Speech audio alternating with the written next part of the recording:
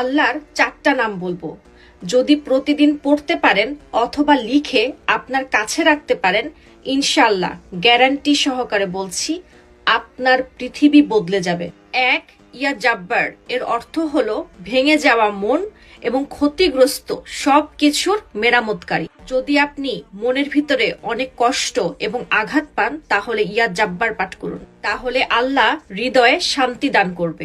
দুই, ইয়া রাজ্জাক এর অর্থ শুধু খাদ্য বা সম্পদ নয়, বরং শরীর, মন, আত্মার জন্য প্রয়োজনীয় সবকিছু আল্লাহ তাআলা দান করেন। আপনার রিজিকে যদি বরকত না থাকে তাহলে ইয়া রাজ্জাক পাঠ করুন, আপনাকে আল্লাহ বরকতের অদৃশ্য দরজা খুলে দিবে যেটা আপনি কল্পনাই করতে পারবেন না। তিন, ইয়া সালাম এর অর্থ হলো শান্তি এবং নিরাপত্তা দাতা।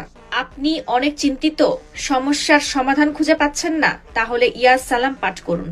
চার, ইয়া মুজিবু এর অর্থ হলো উত্তরদাতা, দোয়া কবুলকারী। আপনি ঠিক মতো নামাজ পড়ছেন, দোয়া জিকির করছেন, কিন্তু আপনার দোয়া কবুল হচ্ছে না। আপনি দোয়ার মাধ্যমে আল্লাহর কাছে কিছু একটা চাচ্ছেন কিন্তু কবুল হচ্ছে না, তাহলে ইয়া মুজিবু পাঠ করেন। গ্যারান্টি ইনশাআল্লাহ আল্লাহ আপনাকে নিরাশ করবেন না।